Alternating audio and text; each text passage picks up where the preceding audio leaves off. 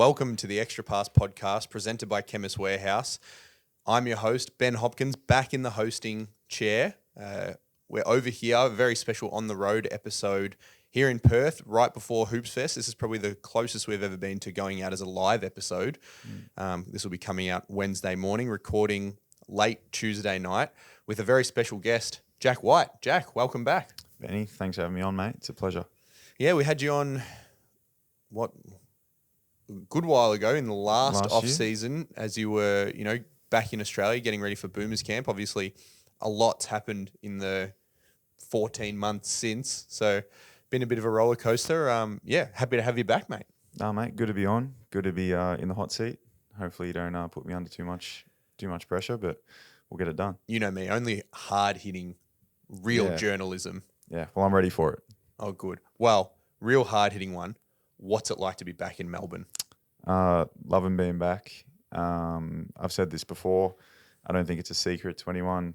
I guess my enjoyment, my love for being back in Melbourne and in this group and in this organisation. Obviously, cherry on top that super close to family and friends, being only a couple of hours away from Traralgon, and having my family being able to come and watch games and friends and sort of experiencing Melbourne. Last time I was here was a bit of a COVID couple of years, and weather's starting to get a bit better. People are out and about. It's good to catch up with mates that I haven't seen or been able to see as often, over the past couple of years when I've been overseas. But, great to be sitting here only, a couple of days now as we record this away from our first regular season game and, ready for the hoops to start. Yeah, I know you've talked about it basically every interview you've done since coming back about, why you wanted to come back and how you felt this was, if you weren't in the NBA, this is the best fit for you. Can you talk us through the process of sort of ironing out a new deal with United and, why, a bit more about why this helps prepare you for, potentially getting back to the NBA and helping best showcase yourself?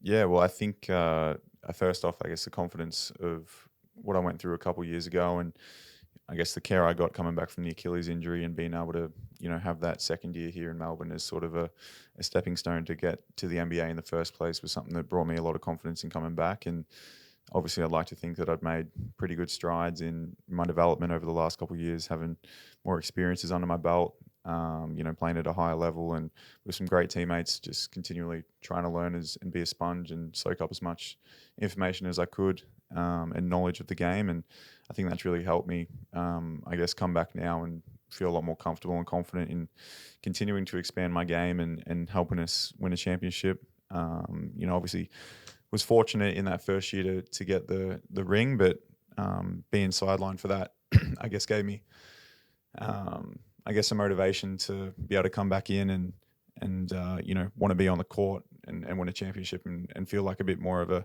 contributor in that sense. So, coming back here, I know, a lot of familiar faces from the last time I was here playing in a Melbourne United uniform and, really looking forward to being coached by Dino again.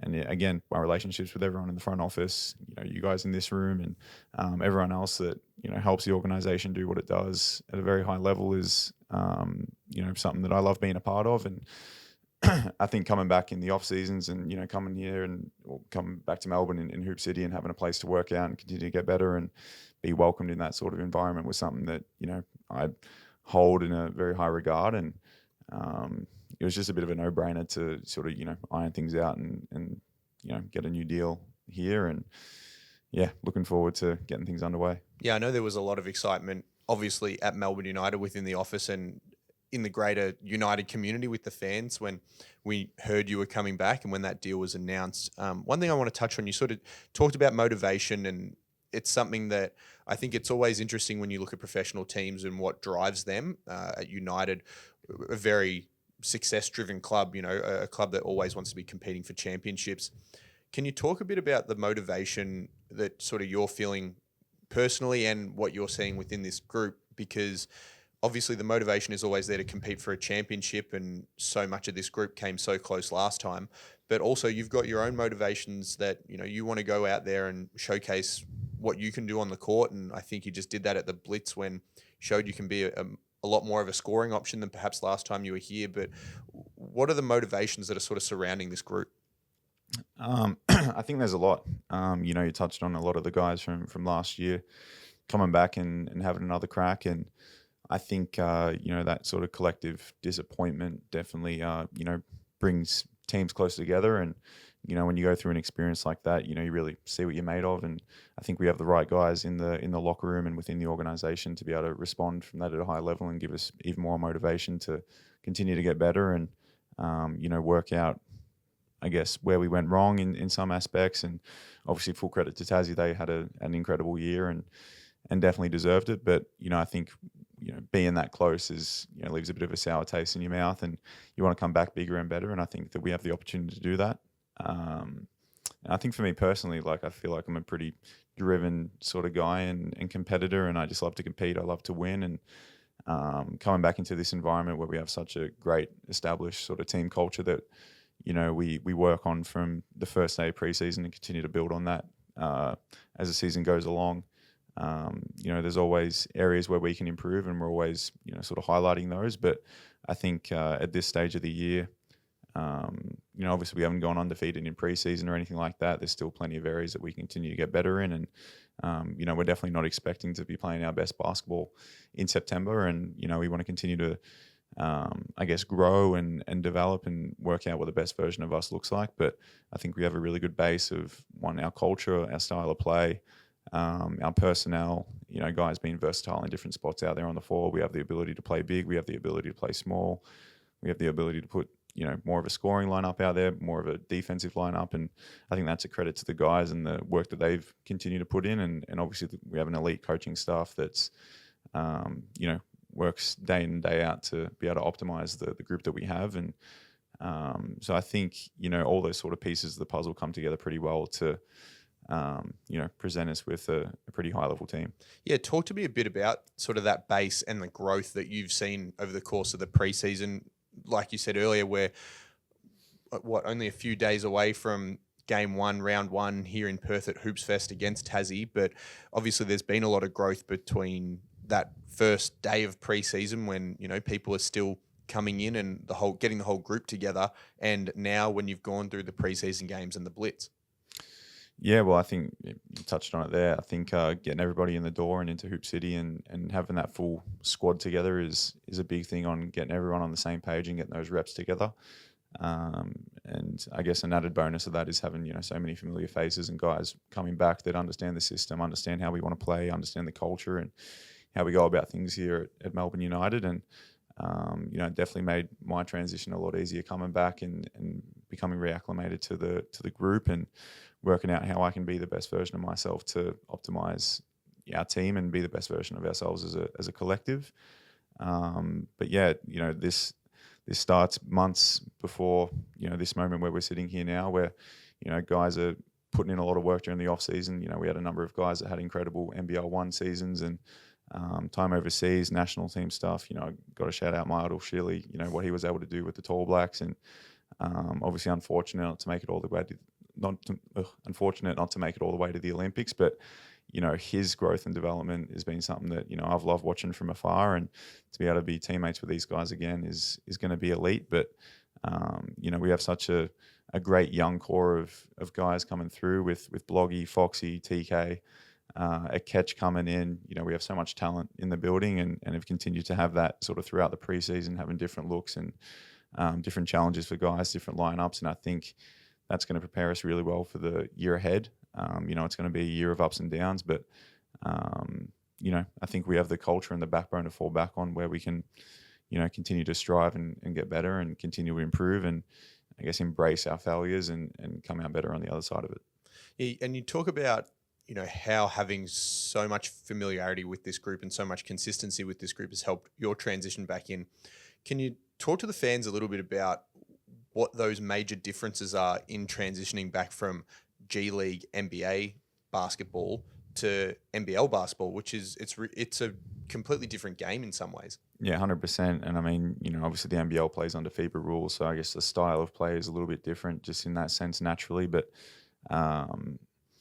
it's a little bit more I guess, stable overall. In the G League and in the NBA, there's so many moving parts throughout the season. Obviously, you're able to make trades throughout the year, and in the G League especially, you have guys coming in and out of the team in two ways, and call ups and this, that, and the other, and to be able to, I guess for me especially, feel like I'm at home and having great people around me consistently to challenge me to get better, but that's just the nature of it within this group. Everyone wants to see the best versions of one another come out, and we know that that's going to give us the best chance to achieve our goals as a team. And I'm a firm believer in this, and I'm sure everyone on the team is as well. If we take care of the sort of collective goals that we have of winning a championship and taking it one possession at a time and continuing to get better as a group, all the individual aspirations and goals that each of us naturally have as competitors are going to come to fruition as well. But you got to leave your ego at the door. It's easier said than done. Everyone's,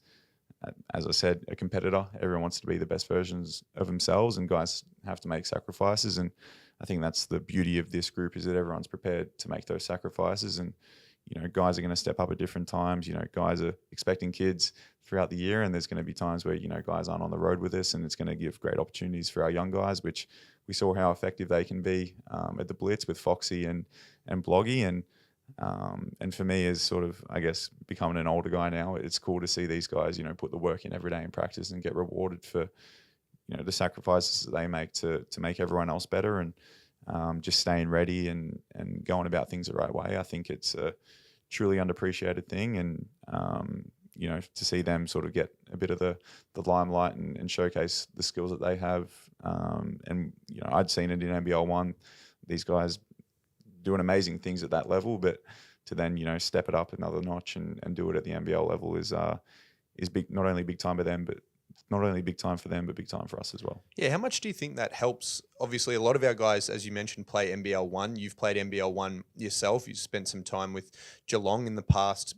How much does that actually help when you can go into an environment where you can step into a larger role and, do more than perhaps you're asked to do on this United team, especially for someone like a Foxy or a Bloggy or even a TK, where, they're doing similar things but sort of just ratcheted up a bit? Yeah, for sure. And I think that's a beauty, those guys all playing for the Sabres and having Tanner there as well and being coached by Barlow and teammates with Barlow as well. He's still elite and doing things at a very high level. But, it's sort of a similar system, and, you can have guys that are playing sort of similar roles in what they do in practice here with us. And, but yeah, as you said, doing these things at a higher level, it's a great challenge for these guys. And, it's no mistake. It's no, I guess, chance that, they're able to do what they do at that level and then able to translate it to us in practice. Like, I don't know if you were at practice this morning, but you should have seen all these young boys just getting it done at a Gold squad working. Gold squad were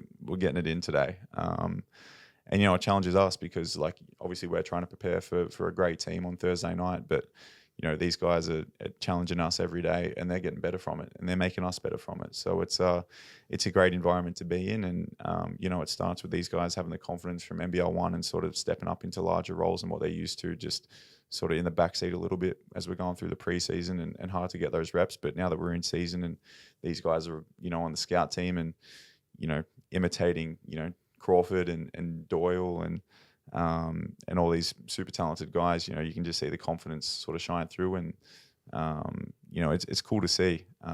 So yeah, super happy for those guys and their development, but yeah, and excited for their development in the years to come. It's going to be special, but focusing on this year, that these guys are going to be expected to step up and play roles in games, and I've seen that in years past and last week. So I have no doubt that these guys are going to be ready, and, I enjoy playing with these guys and competing right next to them. So, yeah, definitely exciting times for our whole group. Yeah, absolutely. It's something that I think, as you mentioned, is just so exciting for the group and for the fan base as well, because these are young guys that they can see coming up.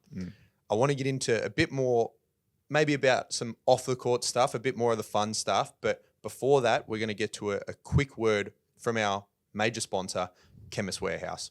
Score yourself a great deal at Chemist Warehouse. Find huge savings on all your favourite brands across vitamins, sports nutrition, fragrances, hair care, plus heaps more. Shop in-store, online, or click and collect at chemistwarehouse.com.au.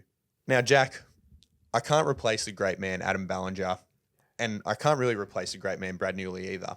But especially for balls, everyone knows after the break, this is his time to shine. It's fast five time. Mm. So we usually every week have one or two mailbag questions, but I reached out to the fans. We've gone for an extended mailbag, a fast five mailbag to replace Balls' fast five and to sort of stand in for that. So if you want to get involved with the podcast and potentially get your questions read on the podcast and asked to your favorite players, make sure you're getting involved and responding when we reach out on socials in the week before, in the lead up. So first one here, it's from James on Instagram.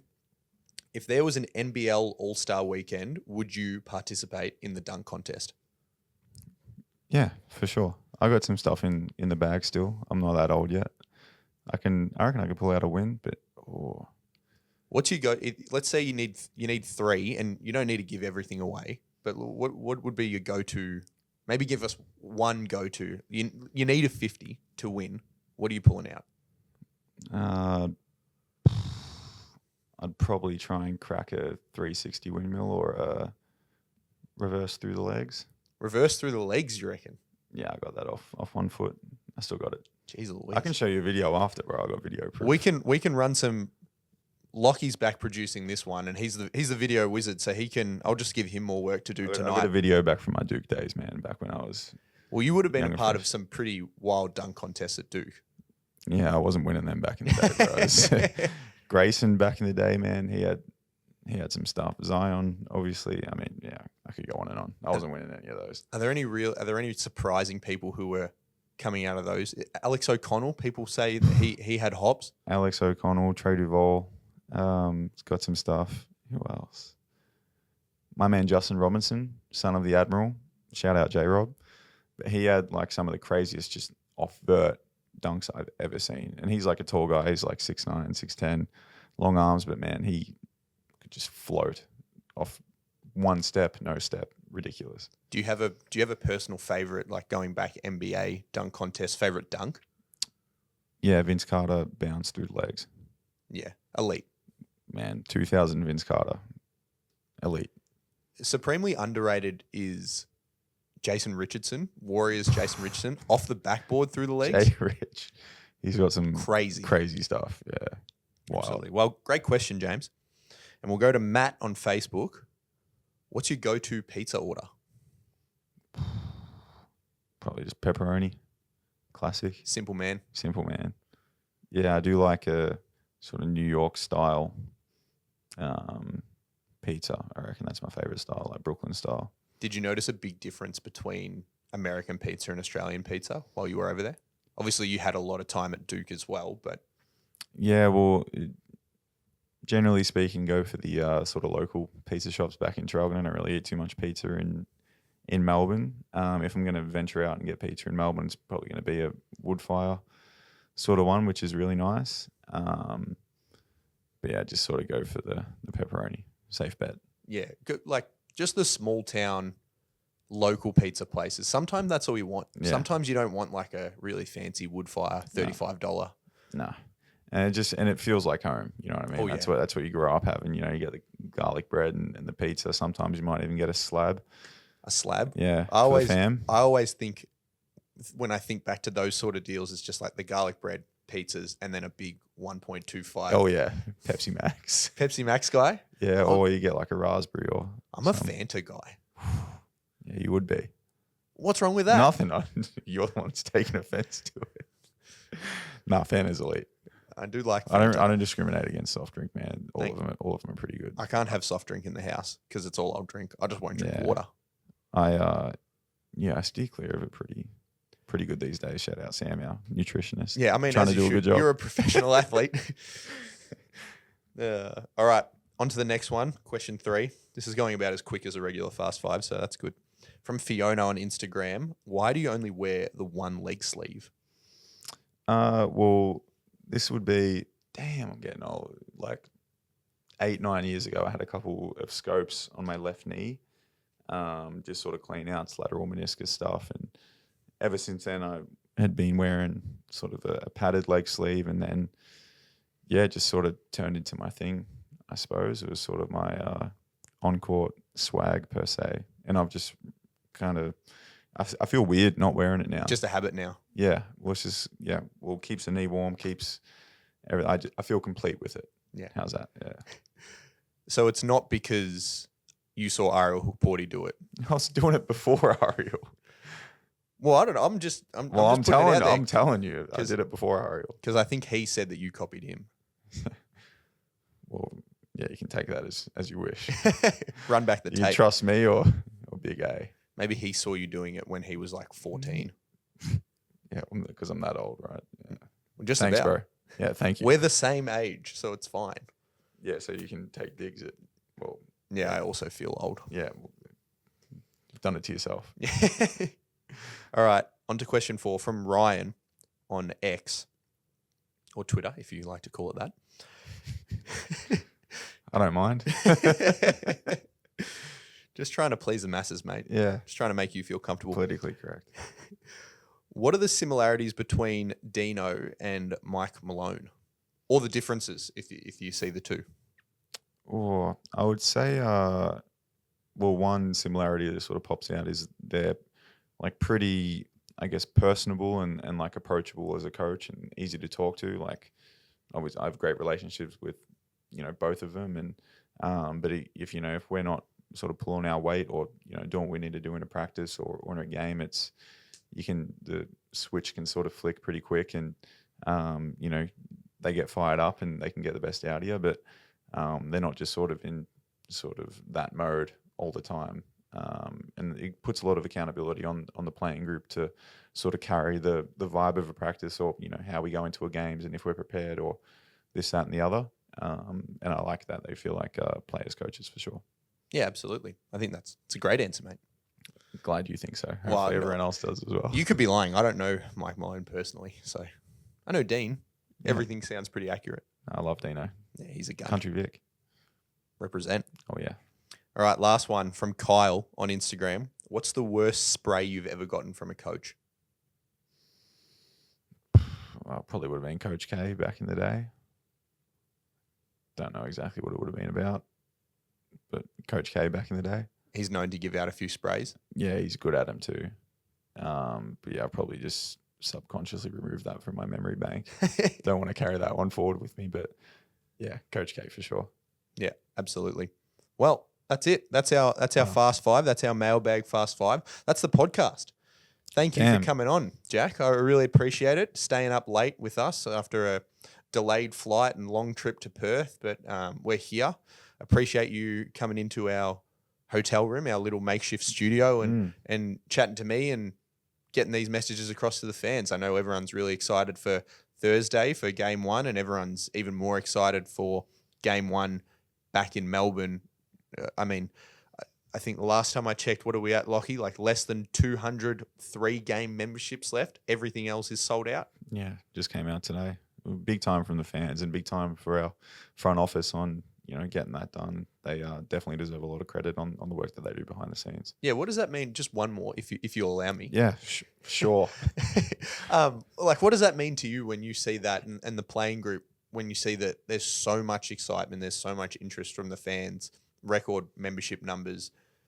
As a player, does even though we talked about motivation, you guys don't need extra motivation, but does that just get you up and about, just knowing like, bloody hell, people just are clamoring to see us play and people are so excited to see us get back on the court? Yeah, well, as you said, like I don't think we need any more motivation or sort of drive to do what we do, but I think it just gives it a bit more meaning and, who we represent. And obviously as a club, we strive to be inclusive and, engage with the community and really make our fans and supporter base feel a part of what we do out on the court. So it means a lot. And, we're not able to do what we do without the support of our fans. And like, I'm living out my dream and, the amount of people from behind the scenes, family, friends, and just supporters across Melbourne and across the country that help us do what we do. It's more than appreciated. And I don't think, that sort of gets highlighted enough. Because I absolutely love what I do and understand that there's plenty of people behind the scenes that definitely don't get the credit that they deserve in making, my job a reality. So it means a lot and, a super cool thing to be a part of. Yeah, absolutely. We're only less than 200 left. Surely you know 200 extra people in Traralgon that could snap those last ones up. Yeah, mate, I'll get onto it. How about that? Yeah. Well, Jack, thank you for coming on the Extra Pass podcast presented by Chemist Warehouse. Thank you for listening to the fans. We'll be back in 2 weeks with another special guest, Ian Clark. Hopefully a few wins to talk about, a few good results. But until then, thanks for listening. Cheers, guys. Glad I'm not having to follow up IC. That'll be a great app. Thank you. Cheers.